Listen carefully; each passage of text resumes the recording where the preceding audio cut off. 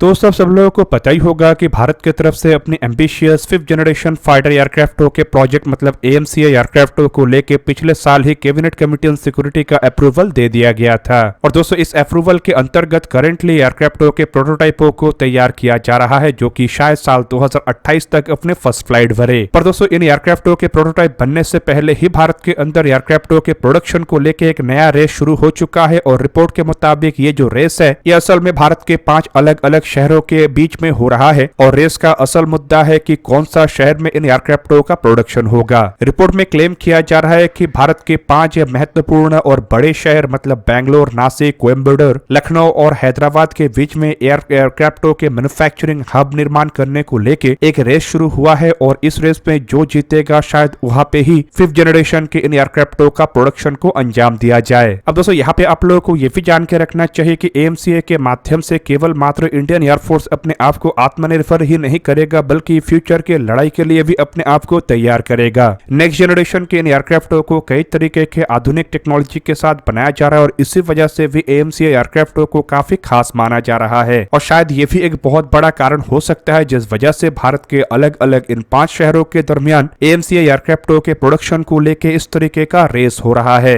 वहीं पे अन्य रिपोर्टों में यह भी क्लेम किया जा रहा है कि इन शहरों में से जहां पे भी AMCA एयरक्राफ्टों के प्रोडक्शन फैसिलिटी बनेगा वहां पे एक लोकल इकोसिस्टम तैयार होगा, जिसके माध्यम से आने वाले 3 दशक तक एक नया एम्प्लॉयमेंट जनरेशन तो होगा ही, साथ में GST कलेक्शन के साथ भी एक बहुत बड़ा रेवेन्यू जनरेट होगा। साथ ही साथ इस तरीके के फैसिलिटी के वजह से अलग अलग एरोस्पेस कंपनियों को भी अट्रैक्ट किया जा सकेगा, जो कि आने वाले सालों में उन शहरों के जो डेवलपमेंट है वहां पे महत्वपूर्ण भूमिका तो निभाएगा ही, साथ में भारत के अंदर एक एरोस्पेस इकोसिस्टम्स को भी क्रिएट करेगा। हालांकि आप लोगों को यह भी बता दूं कि एरोनॉटिकल डेवलपमेंट एजेंसी के द्वारा करंटली AMCA एयरक्राफ्टों के पार्टनर का चयन किया जा रहा है और अभी तक पार्टनर तलाशा नहीं गया है। और एक्सपेक्ट किया जा रहा है कि जल्द ही पार्टनर के तलाश के साथ साथ एयरक्राफ्टों के निर्माण को लेकर भी एक बहुत बड़ा घोषणा किया जा सकता है। दोस्तों AMCA एयरक्राफ्टों को असल में एरोनॉटिकल डेवलपमेंट एजेंसी मतलब defence research and development organisation के एरोस्पेस रिलेटेड शाखा और हिंदुस्तान एरोनॉटिक्स लिमिटेड के द्वारा ज्वाइंटली डेवलप किया जा रहा है, लेकिन एयरक्राफ्टों के प्रोडक्शन में प्राइवेट सेक्टर कंपनियों का भी महत्वपूर्ण भूमिका रहेगा। रिपोर्ट के मुताबिक इन एयरक्राफ्टों को SPV मतलब स्पेशल पर्पज व्हीकल मोड के अंतर्गत आगे बढ़ाया जा रहा है, जिसमें कि प्राइवेट सेक्टर कंपनी और गवर्नमेंट ओन कंपनियों का एक कंसोर्शियम बनेगा और उस कंसोर्शियम के माध्यम से ही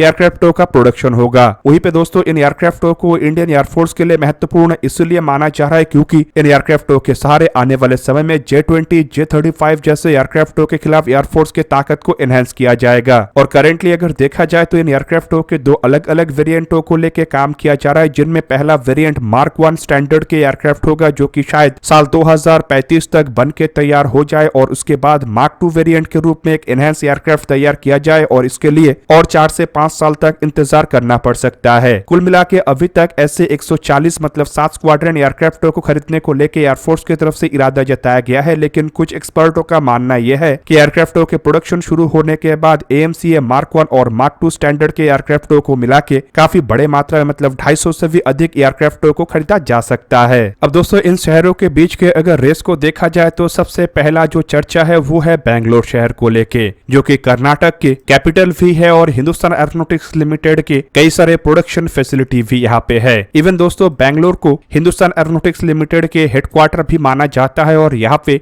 भारत के काफी प्रमुख एरोस्पेस इकोसिस्टम भी तैयार है। और शायद इसी वजह से इस रेस में बेंगलोर शहर को सबसे आगे माना जा रहा है, क्योंकि ऑलरेडी हिंदुस्तान एरोनॉटिक्स लिमिटेड इसी शहर में कई सारे अन्य एयरक्राफ्ट और हेलीकॉप्टरों का भी प्रोडक्शन को अंजाम दे रहा है। इवन कर्नाटक राज्य की तरफ से तुमकुरू में भी एडिशनल लैंड को प्रोवाइड करने का बात कहा जा रहा है, जहां पे कि ऑलरेडी हिंदुस्तान एरोनॉटिक्स लिमिटेड के द्वारा एक हेलीकॉप्टर मैन्युफैक्चरिंग यूनिट को बनाया गया है। दूसरी तरफ दोस्तों अगर देखा जाए तो यहीं पे ही हिंदुस्तान एरोनॉटिक्स लिमिटेड का aircraft research and design centre भी है, जो कि AMCA एयरक्राफ्टों के डेवलपमेंट में रिसर्च एंड डेवलपमेंट का काम को भी अंजाम दे रहा है। और इसी को देखते हुए ये भी कहा जा रहा है कि अगर बेंगलोर में या फिर कहे तो कर्नाटक में AMCA एयरक्राफ्टों का प्रोडक्शन होता है तो इससे काफी अधिक मदद भी मिलेगा। दोस्तों बेंगलोर के बाद जो दूसरे शहर का चर्चा हो रहा है वो है महाराष्ट्र का नासिक, जिसे कि महाराष्ट्र के दूसरा सबसे बड़े शहर के रूप में देखा जाता है। और आप लोगों को बता दूं नासिक में भी हिंदुस्तान एरोनॉटिक्स लिमिटेड के कुछ फैसिलिटीज है, जहां पे पहले सुखोई 30 MKI जैसे एयरक्राफ्टों का निर्माण होता था, लेकिन अब यहाँ पे तेजस मार्क 1A जैसे एयरक्राफ्टों का निर्माण हो रहा है। नासिक की इस फैसिलिटी को हाल ही में ही तैयार किया गया है और यह भी दावा किया जा रहा है कि आने वाले समय में नासिक के फैसिलिटी में कुछ अन्य एयरक्राफ्ट जैसे कि HTT-40 और कुछ अन्य इक्विपमेंटों को भी तैयार किया जाएगा। बेसिकली दोस्तों, अगर बैंगलोर के बाद हिंदुस्तान एरोनॉटिक्स लिमिटेड के सबसे बड़े प्रोडक्शन फैसिलिटी को देखा जाए तो यह नासिक में ही है और इसी वजह से नासिक में हिंदुस्तान एरोनॉटिक्स लिमिटेड और एरोस्पेस रिलेटेड पर्याप्त इकोसिस्टम भी है, जिस वजह से एक्सपेक्ट किया जा रहा है कि अगर बैंगलोर के बाहर किसी जगह में हिंदुस्तान एरोनॉटिक्स लिमिटेड AMCA जैसे एयरक्राफ्टों के प्रोडक्शन को शुरू करता है तो संभावनाएं काफी अधिक है कि ये जगह नासिक हो। हालांकि दोस्तों, नासिक और बेंगलुरु ही इस रेस में नहीं है, बल्कि तमिलनाडु के शहर कोयम्बटूर को भी इस रेस में एक प्रमुख भागीदार के रूप में देखा जा रहा है और रिपोर्ट के मुताबिक पहले AMCA एयरक्राफ्टों को प्रोड्यूस करने के लिए तमिलनाडु गवर्नमेंट के द्वारा कोयम्बटूर का सजेशन दिया गया था, जहां पे कि एक नया डिफेंस इंडस्ट्री कॉरिडोर को तैयार किया जा रहा है। अब दोस्तों, गवर्नमेंट के कुछ इनिशिएटिव के अंतर्गत ऐसे कॉरिडोर को बनाया जा रहा है जहां पे डिफेंस प्रोडक्शन को अंजाम दिया जाए और इसके अंतर्गत कोयम्बटूर को भी एक बहुत बड़े कॉरिडोर के रूप में देखा जा रहा है और नए इनिशिएटिव के तहत अगर गवर्नमेंट आगे बढ़ता है तो संभावनाएं काफी अधिक है कि कोयम्बटूर में हिंदुस्तान एरोनॉटिक्स लिमिटेड अपने नए फैसिलिटी को तैयार करे, जहां पे कि इंस्टेड ऑफ द आर्ट एयरक्राफ्टों का निर्माण हो।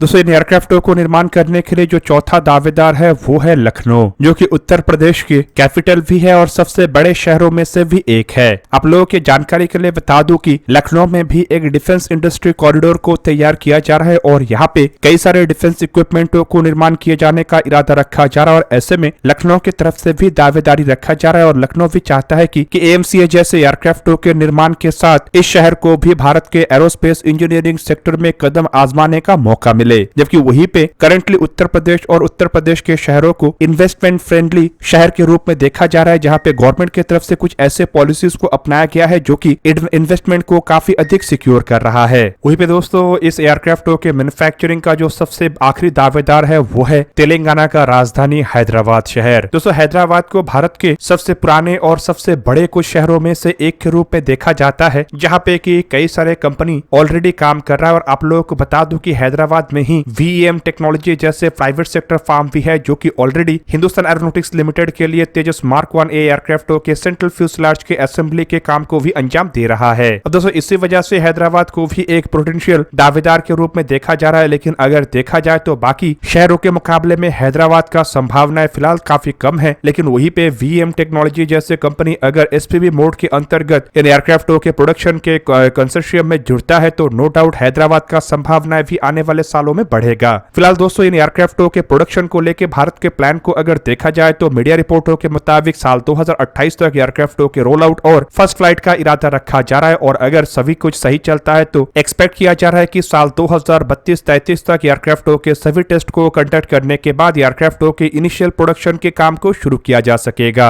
वहीं पे दोस्तों, अगर सब कुछ सही चलता है तो एक्सपेक्ट ये भी किया जा रहा है कि साल 2035 तक AMCA मार्क 1 स्टैंडर्ड के एयरक्राफ्टों को बना के इंडियन एयरफोर्स के बेड़े में शामिल भी किया जा सकेगा। और दोस्तों, इनिशियली एयरक्राफ्टों के प्रोडक्शन रेट को थोड़ा कम रखने का इरादा रखा जा रहा है और रिपोर्ट के मुताबिक ये प्रोडक्शन रेट करीब करीब 24 एयरक्राफ्ट पर ईयर तक रहेगा, जबकि आने वाले सालों में इस प्रोडक्शन रेट को और एनहेंस करके कम से कम 32 एयरक्राफ्ट पर ईयर तक करने का इरादा है। इवन दोस्तों, एयरक्राफ्टों के ऑर्डर को लेकर भी हिंदुस्तान एरोनॉटिक्स लिमिटेड और एयरफोर्स के बीच में एक तरीके का म्यूचुअल अंडरस्टैंडिंग बन चुका है और रिपोर्ट में क्लेम किया जा रहा है कि एयरफोर्स इनिशियली कम से कम 140 एयरक्राफ्ट मतलब 7 स्क्वाड्रन AMCA एयरक्राफ्टों को खरीदने को लेकर तैयार है, जिनमें पहले 2 स्क्वाड्रन असल में इसके मार्क 1 स्टैंडर्ड के बेसिक वेरिएंट होगा, जबकि बाकी के 5 स्क्वाड्रन मतलब करीब करीब 100 एयरक्राफ्ट असल में इसके अपग्रेडेड वेरिएंट मतलब 110 किलोन्यूटन थ्रस्ट वाले स्वदेशी इंजनों से लैस एक मार्क 2 वेरिएंट होगा। फिलहाल दोस्तों, इन एयरक्राफ्टों के कंसोर्शियम के गठन को लेकर एक्सपेक्ट किया जा रहा है कि जल्द ही गवर्नमेंट की तरफ से कोई बड़ा अनाउंसमेंट किया जा सकता है और यहाँ पे उन प्राइवेट सेक्टर कंपनियों का घोषणा किया जा सकता है जो कि AMCA एयरक्राफ्टों के प्रोडक्शन में जुड़ेगा। दोस्तों, आप लोगों को क्या लगता है कि AMCA एयरक्राफ्ट अगर बनता है तो कौन से शहर में इससे बनने का संभावना अधिक है? कमेंट करके अपनी राय अवश्य दीजिए। दोस्तों, आज के इस वीडियो को यहीं पे ही करते समाप्त। किसी और एक दिन किसी और एक वीडियो में मिलेंगे, तब तक के लिए जय हिंद, वंदे मातरम।